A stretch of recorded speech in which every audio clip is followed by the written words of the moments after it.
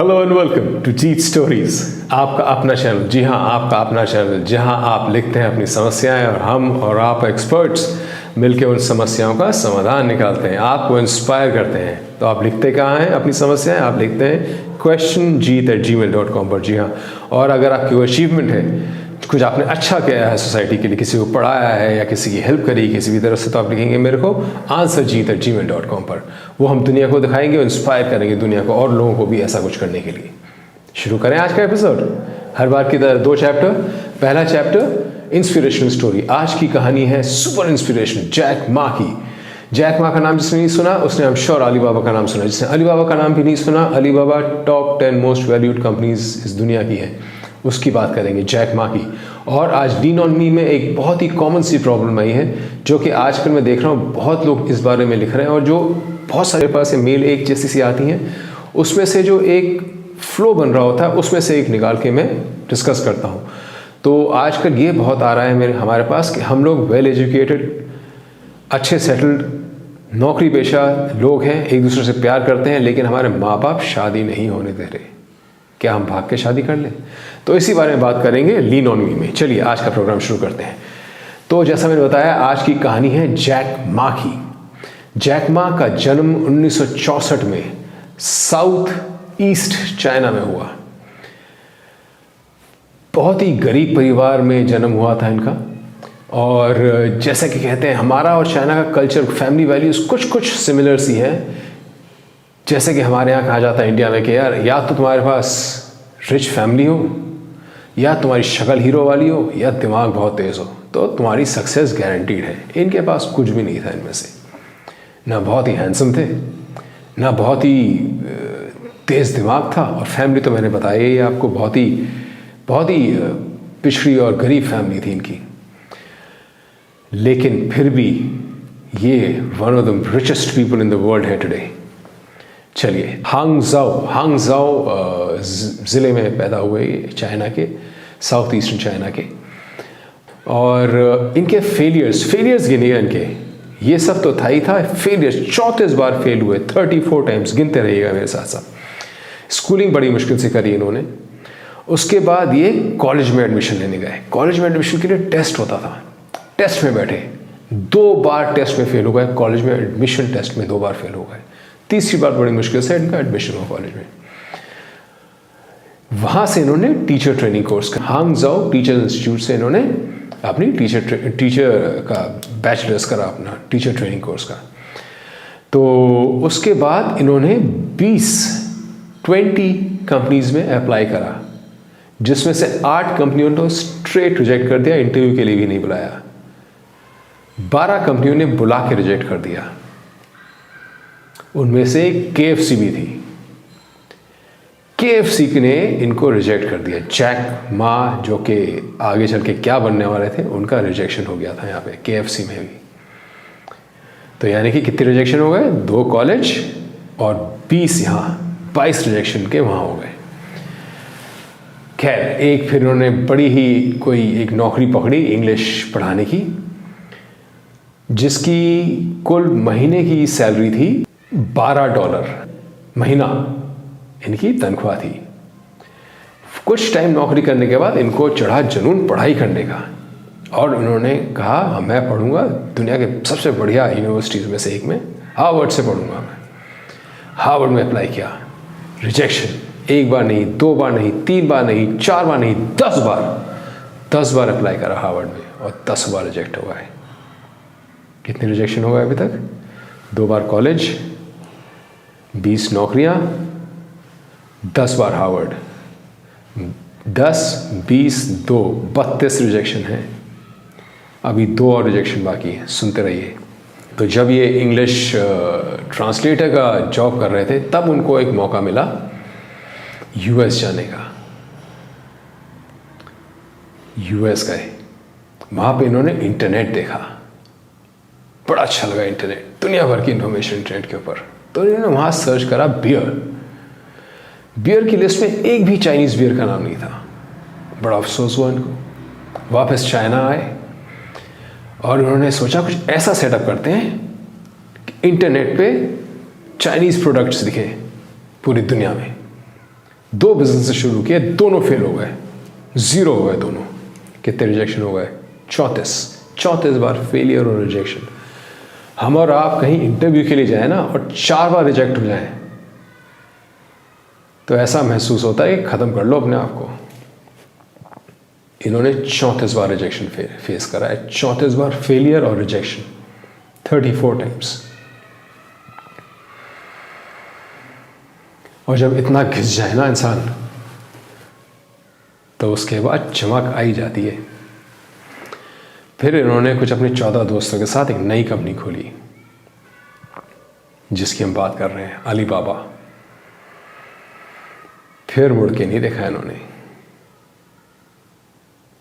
आज अलीबाबा दुनिया की 10 मोस्ट वैल्यूड कंपनीज में से है।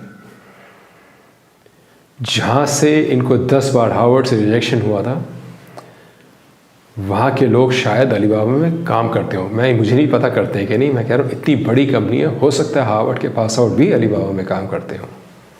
और जैक मा की खुद की नेटवर्थ $50 बिलियन, 50 बिलियन।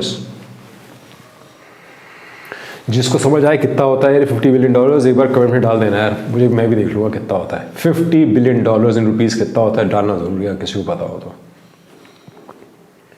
बहुत पैसा होता है यार। तो कहाँ से शुरू किया था इन्होंने? 0 से। कहाँ पहुँचे? नेगेटिव में, 34 फेलियर के बाद। फिर चढ़े तो ऐसा चढ़े चढ़ गए बिल्कुल। तो जितना घिस रहा हो ना इंसान, उतना समझ लो अच्छा निकल रहा है। आपको दिखे ना बार बार फेल हो रहा है, वेट करो उसकी स्टार बनने की। बनेगा वो, 100% स्टार बनेगा, गारंटीड बनेगा स्टार। और आप अपने ऊपर भी ये भरोसा रखो, अगर आप फेल हो रहे हो ना तो चमक रहे हो, आप बनने वाले हो स्टार जल्दी ही। तो ये थी आज की इंस्पिरेशनल स्टोरी। चलते हैं और देखते हैं आज लीन ऑन इन में क्या कहानी है। कलकत्ते से इन्होंने लिखा है, मैं इनका मेल पढ़ता हूँ। Hello Jeet, I am 27 year old from Kolkata. I am in relationship for 7 years with a boy. I love him and he loves me. We are both well settled and want to get married. Problem is our families. They don't look eye to eye. And because of their ego, they are not getting us married. We have decided we will marry secretly, inform them. I am sure they will accept us. But I feel very guilty doing this and feel that I am not being a good daughter. I don't care what my relatives say, but I care for my parents. Should we or not? 27 साल की हैं ये जिन्होंने लिखा है। कहती हैं कि मैं कलकत्ते से हूँ, पढ़ी लिखी हूँ, वेल सेटल्ड हैं हम दोनों। मैं और जिससे मैं प्यार करती हूँ, हम दोनों वेल सेटल्ड हैं। 7 साल से रिलेशनशिप में, 7 साल से। और कहती है कि मैं शादी करना चाहती हूँ इनसे। हमारे पेरेंट्स शादी नहीं होने दे रहे क्योंकि एक दूसरे को पसंद नहीं करते। इनके पेरेंट्स और उनके पेरेंट्स पसंद नहीं करते एक दूसरे को, तो ये शादी नहीं होने देना चाह रहे ये पेरेंट्स, अपनी ईगो की वजह से, और कुछ नहीं। तो क्या मैं भाग के शादी कर लूँ? कहती है, लेकिन उससे ये भी कहती है कि यार मेरे को अपने पेरेंट्स को दुखी नहीं करना चाह रही हूँ, मैं रिलेशंस की परवाह नहीं करती। आपने अपना नाम लिखना चाहिए था यार, you are a great woman, बहुत ही अच्छी इंसान हैं आप। इतना पेशेंस है आप में, 7 साल से आप किसी के साथ हैं और फिर भी आपने शादी नहीं करी क्योंकि आपके पेरेंट्स परमिशन नहीं दे रहे हैं, जबकि चाहे तो आप आराम से शादी करके सेटल हो सकती हैं किसी के साथ। तो मेरी एडवाइस आपको यही है कि आप एक बार अपने पेरेंट्स से बात करिए, देखिए क्या रीज़न है, क्यों मना कर रहे हैं। क्या ये सिर्फ ईगो है? अगर सिर्फ ईगो है तो फिर तो obviously I tell you what to do. पर अगर ईगो नहीं है, अगर कोई कारण है, जेन्युइन रीज़न है, तो एक बार उनको समझिए आप कि क्या रीज़न है कि क्यों मना कर रहे हैं वो, कि ऐसा मत करो, शादी मत करो। एक बार ना ओपन माइंड के साथ समझिए उनकी इश्यूज़ कि क्या चाह रहे हैं वो। आप भी मैच्योर्ड हैं, जॉब कर रही हैं, पढ़ी लिखी हैं, तो आपको समझ है चीज़ों की। तो आप एक बार डिस्कस करिए उनसे। अगर आपको लगता है कुछ लॉजिक है और कुछ सही कह रहे हैं, तब तो आप उनको कन्विंस करिए इस बात के लिए कि देखिए आपका जो रीजनिंग है वो ठीक है, मैं समझ रही हूँ क्या कह रहे हैं आप, बट मेरा ये पॉइंट ऑफ व्यू है और मैं इसलिए शादी करना चाहती हूँ। डिस्कशन से बहुत चीज़ें सॉर्ट आउट हो जाती हैं। लेकिन आपको जैसे कहनी है आपकी ईगो ही है, और अगर वाकई में सिर्फ ईगो और आपको कोई रीज़न नहीं दे पा रहे ये लोग, तब तो you have all the right to get married. Ego की वजह से आप दो फैमिलीज़ की ईगो की वजह से आप अपनी ज़िंदगी को ख़राब नहीं करेंगे ना।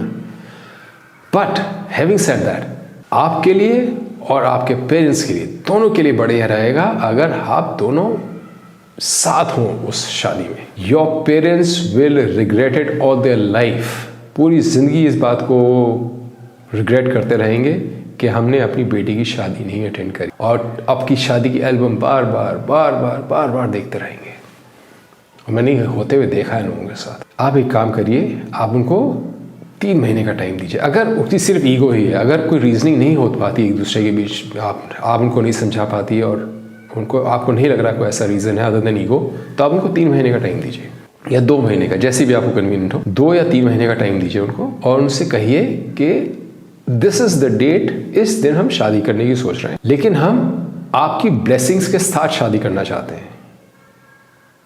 आपके पास 2 महीने का टाइम है, आप आराम से सोचिए और हमें आशीर्वाद दीजिएगा। आप please bless us so that we live happily with your blessings. आपको भी अगर शादी आप अपने पेरेंट्स के बिना करोगे तो आपको भी अधूरा लगेगा। आपको अगर फ़र्क नहीं पड़ता इस चीज़ से कि पेरेंट्स के बिना शादी आप अभी कर चुकी होती है, अगर आपको इस चीज़ से फ़र्क नहीं पड़ता, लेकिन आपको इस चीज़ से फ़र्क पड़ता है that your parents will not be there for your wedding, इसलिए आप वेट कर रही हैं।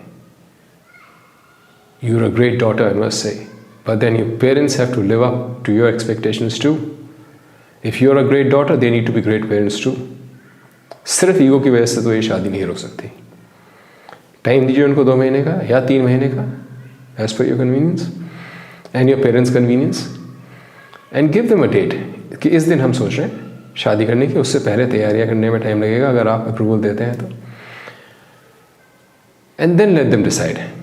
If you give them 3 months, give them 1.5 months to decide whether they want to be part of it or not be part of it. If they want to be part of it, many congratulations. Go for it. Have fun. Enjoy your wedding.